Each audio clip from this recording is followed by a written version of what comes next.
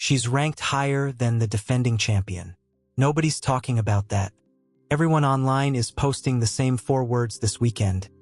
Eala could face Fernandez. It's true. It's also not even the biggest story in her half of the draw, because before Alex Eala gets anywhere near Leylah Fernandez, she has to get through an Olympic gold medalist. In round 1, not week 2, round 1, and almost nobody is talking about that. So let's talk about it. Here's the first thing I want you to sit with.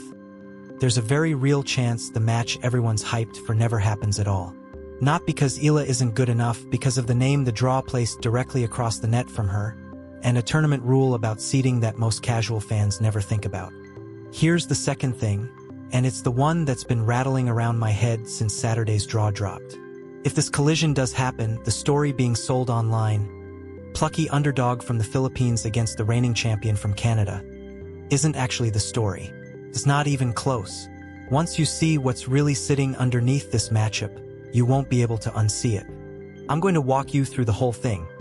The trap sitting in round 1, a result from earlier this year that barely anyone has connected to this draw, and one number, 70.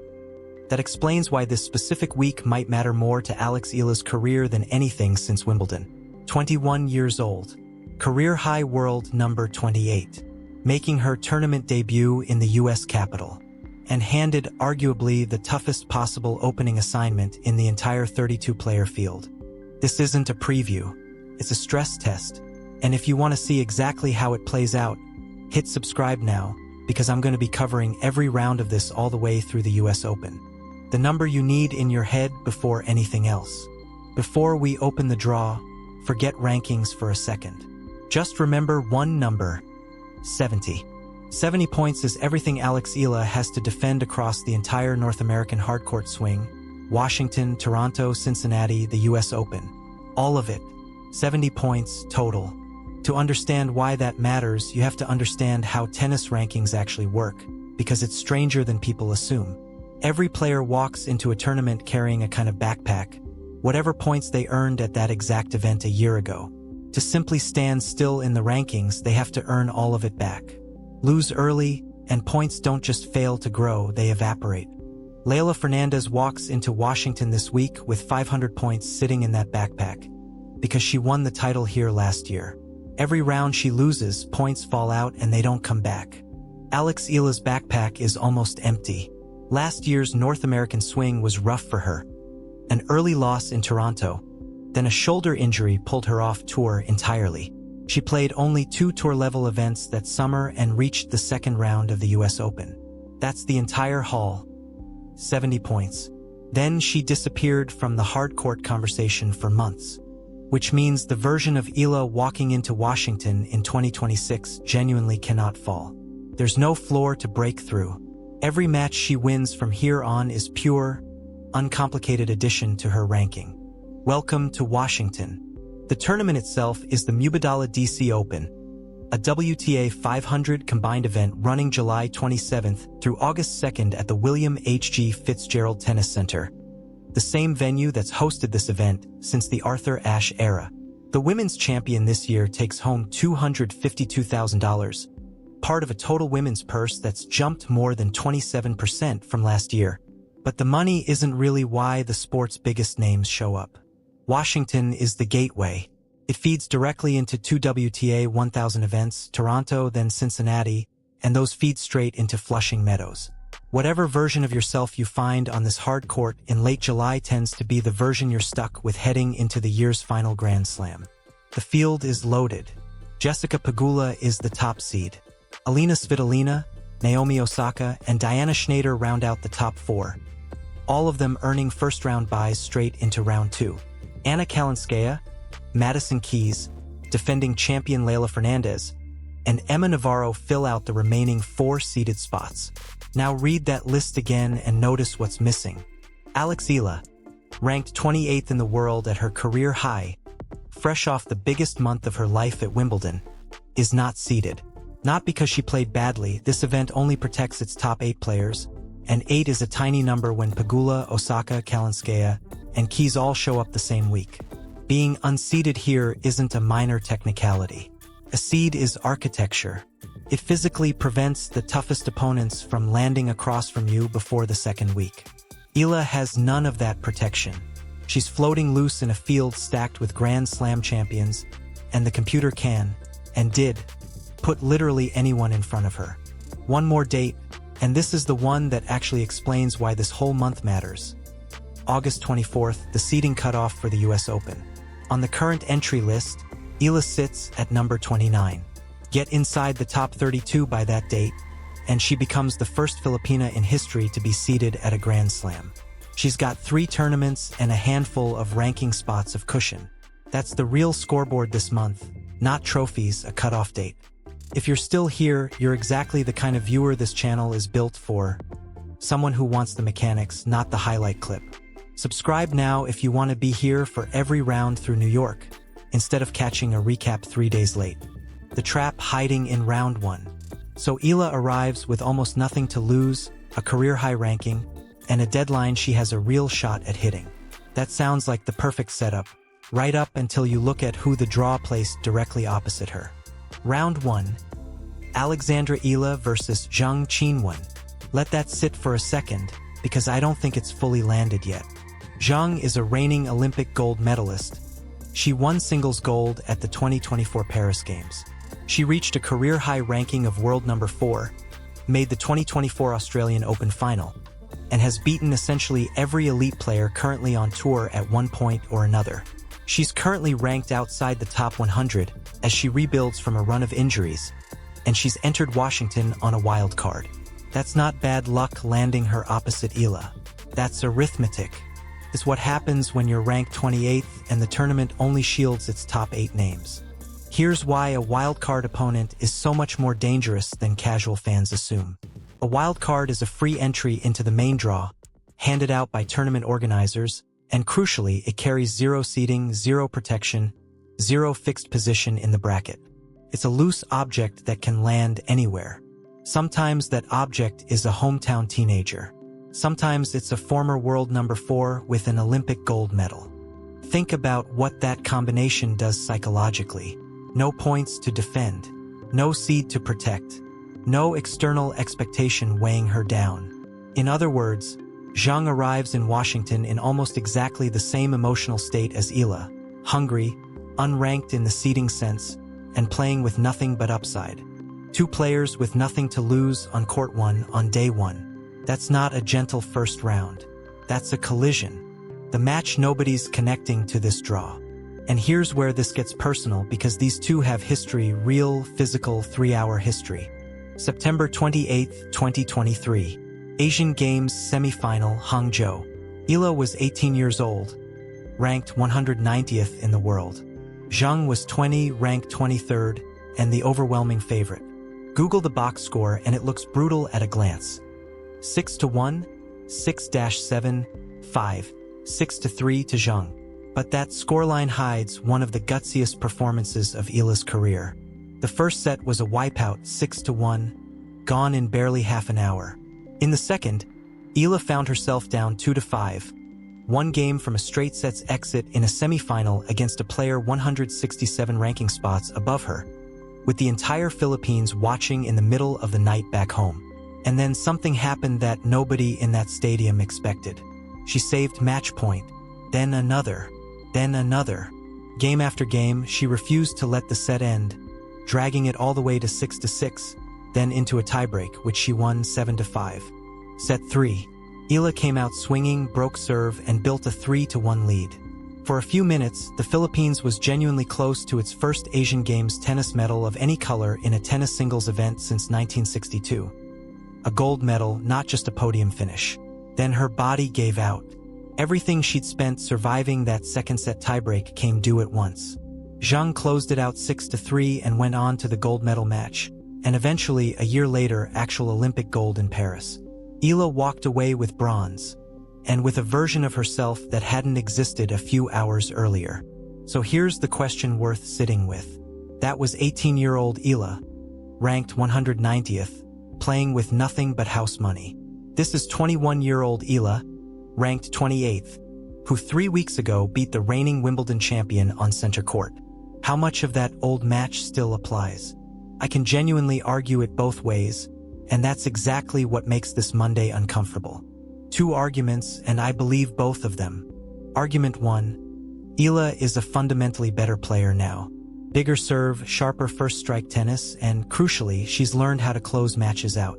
2 years ago in Hangzhou, she ran out of gas at the finish line. This season, she's won matches from a set down and survived tiebreaks that used to swallow her whole. Argument 2, and it's the one that worries me. This will actually be Eala's and Zheng's very first meeting on the WTA Tour. Their only previous match came at the Asian Games, an entirely different competitive environment, back when they were both different players. There's no tour-level head-to-head, no established pattern, no book on how this specific version of each player handles the other. 2 athletes who've changed enormously since they last shared a court. Meeting for the first time at this level, on a surface neither has played competitively in months. And here's the pressure inversion that makes it worse. In Hangzhou, Eala had nothing to lose. She was the underdog by 167 ranking spots. On Monday, she's the higher-ranked player, coming off the best month of her career, expected to win by an entire nation that's been throwing watch parties for her matches. Pressure doesn't disappear when you get better. It just relocates. Nobody, not the bookmakers, not the analysts, not the players themselves, actually knows what this looks like. And remember, this is supposed to be the easy match, the warm-up, the first round, what almost nobody is framing correctly. But here's the part one haven't seen covered honestly anywhere. Even if Eala gets through Zheng, the woman potentially waiting on the other side of the draw isn't a stranger. And she isn't the villain the internet has cast her as. Leylah Fernandez plays for Canada. She made the US Open final for Canada in 2021, at 18 years old, in front of a New York crowd that fell completely in love with her run. Last year, she became the first Canadian in history to win the Washington title. And her mother, Irene, is Filipino-Canadian. Fernandez has spoken openly about her Filipino roots, made courtesy visits to Philippine consulates, and calls herself a product of 3 cultures: Canadian, Ecuadorian, and Filipino.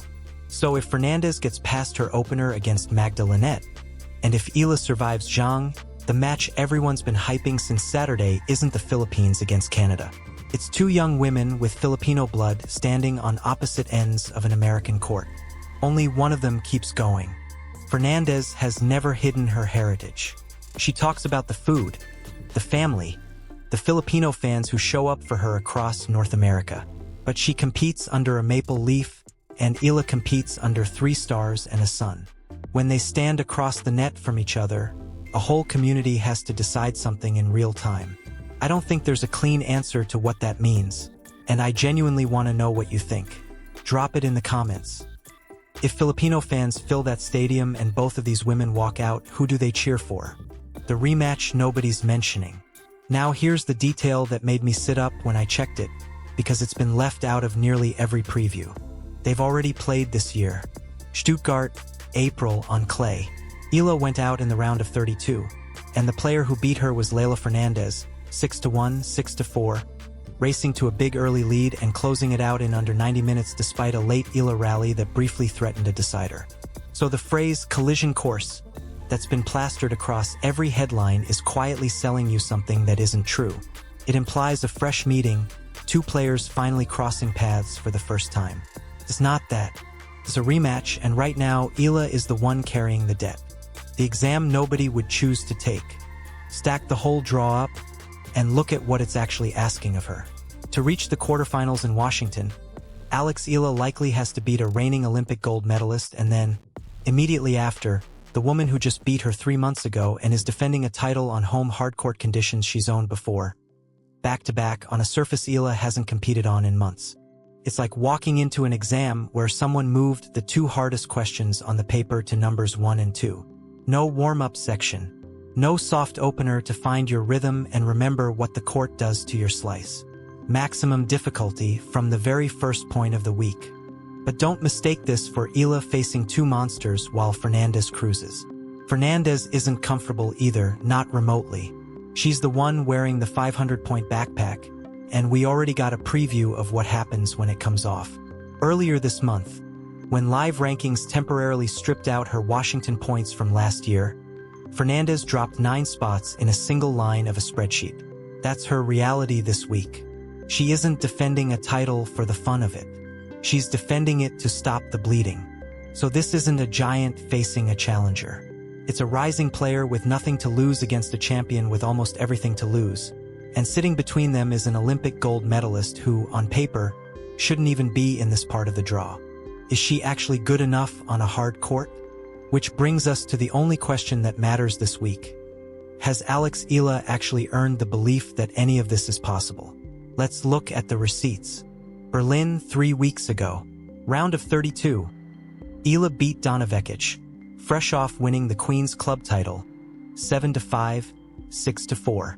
Round of 16. She beat world number 2 Elena Rybakina, 7-5, 6-4. Her 5th career top 10 win. Quarterfinals. She beat Alina Svitolina, 6-3, 6-4. Her 6th top 10 win in a row to reach her first ever WTA 500 semifinal. 2 elite scalps in back-to-back matches. Then Wimbledon. Eala walked in as the 29th seed, which by itself was historic. No Filipino player had ever been seeded at a Grand Slam before. First round, past Renata Zarazua. Second round, past Maya Joint. Third round, Iga Swiatek, the reigning defending champion, on center court. Eala won a brutal opening set tiebreak 11-9, then closed it out 6-2 in the second, dethroning a 6-time Grand Slam champion in front of a stunned crowd, becoming the first Filipino singles player, man or woman, to reach the second week of a major. She then pushed former finalist Jasmine Paolini to 3 tight sets in the 4th round before finally falling 6-4, 4-6, 6-3. That's not a hot streak. A hot streak is one good week. This is a player who has repeatedly figured out how to beat elite opponents in consecutive rounds, which is precisely the skill this Washington draw is about to demand from her all over again. The stat nobody puts on a highlight reel. Here's the second piece of evidence, and it's the one that lives in a spreadsheet instead of a highlight clip. Right now, Alex Eala holds more ranking points than Leylah Fernandez. The player being framed online as the scrappy underdog is, on paper, ranked ahead of the defending champion she might face. Structurally, the two of them are moving in opposite directions this week. Eala is climbing with an almost empty backpack. Fernandez is trying to stop a slide with a full one. And here's the part that makes this particular week so specific to Eala. This might be the last stretch for a long while where she gets to play a tournament completely weightless. Every point she banks from here forward becomes a point she has to defend 12 months from now. Success creates its own gravity. This is the last week she plays without that weight, and she happens to be playing it in the best form of her career. The one real variable. There's a genuine unknown in all of this, though, and it isn't the opponents. It's the surface. Split Eala's 2026 season in half, and it tells 2 completely different stories. On clay, she visibly struggled, round of 16 in Linz, round of 32 in Stuttgart, an early exit in Madrid, a first-round loss at Roland Garros. For events, almost no traction. Then grass arrived, and she became a different athlete. A Berlin semifinal, a WTA 125 title in Birmingham, the 4th round at Wimbledon. Everything that goes flat on clay comes alive on grass, the first strike tennis, the flat serve, the short points. Hard court is the genuine question mark. She hasn't played a competitive hard court match since March. But it's worth remembering. The version of Alex Eala the tennis world first noticed was born on a hard court. Miami, 2025, ranked 140th in the world, she beat multiple Grand Slam champions, including Iga Swiatek and Madison Keys, in a single tournament and reached the semifinals as a teenager. That week is the reason any of us are having this conversation at all. Hard court isn't foreign territory for her. It's closer to home turf than people remember. One thing to clear up before we finish. There's a storyline going around right now that I need to correct because it changed in the last 48 hours and most previews haven't caught up. Eala and Venus Williams, 46 years old, a 14-time major doubles champion, teamed up for the first time at the Bad Homburg Open last month and reached the quarterfinals together. It was a real partnership, and the two were announced to reunite this week in Washington. even practicing together on-site days before the tournament. That part was true. But the draw released Saturday showed something different. Eala has withdrawn from the Washington doubles competition entirely. Williams is now paired with Diana Schneider instead. Neither player has fully explained the change. Williams told reporters simply that things didn't work out this time, while leaving the door open for a future reunion. So if you've seen content built around Eala getting extra match reps alongside Williams this week, that plan has already fallen apart. Her focus in DC is singles and singles only. The bigger picture underneath all of it. Here's my honest read on the week. The match that actually decides Alex Eala's summer isn't the Fernandez match. It's Monday. It's round 1. If she gets past Zheng Qinwen, she arrives at a potential Fernandez rematch with rhythm restored on hard court, against a champion carrying real anxiety about her ranking. That door is genuinely open. If she loses Monday, the entire collision course storyline evaporates before a single person gets to argue about it. No rematch, no identity story, nothing. That's how thin this whole narrative actually is. One match, one afternoon. But even that misses the real reason this week matters, because there's a date circled in August, and a seed isn't a trophy, it's architecture. It's the difference between potentially drawing a top 16 player in the first 2 rounds of the US Open and not. It's a road into the second week of a Grand Slam that has never existed before for a player from Southeast Asia. Everything happening in Washington and in Toronto and Cincinnati after it is really just math being worked out toward that single line on August 24th. And there's something bigger than any individual result happening around all of this. 2 years ago, there was no WTA event in the Philippines. Now there is, and that's not a coincidence or a market study. It's one person. A girl who left home at 12 to train at the Rafael Nadal Academy decided that good enough wasn't the ceiling, and women's tennis just opened up a country of over 100 million people because of it. Kids in Manila are picking up rackets right now who would have picked up a basketball 3 years ago. That shift outlasts every scoreline we've talked about today. So here's where this leaves us. Monday, Alex Eala walks onto a court in Washington for the first time in her life. Unseeded, unprotected, carrying an almost empty backpack, with an entire country waking up before dawn to watch. I've laid out every reason to believe in her and every reason to be nervous about it. And I meant both. If this thing genuinely gets all the way to a Fernandez rematch, there's one question I still can't answer for you. Who does a Filipino crowd in an American stadium actually cheer for? Not who should they, who will they? I suspect the honest answer makes people a little uncomfortable, and that's exactly why I want to hear it from you in the comments. I'll be covering every match of this American swing with you, Washington, Toronto, Cincinnati, and whatever happens in New York starting August 31st, breaking each one down the same way we just did this one. If you want to be in the room when this resolves instead of reading about it 3 days late, subscribe now and turn on notifications so you don't miss round 1. Tell me in the comments what you think Monday looks like. I'll see you after the match.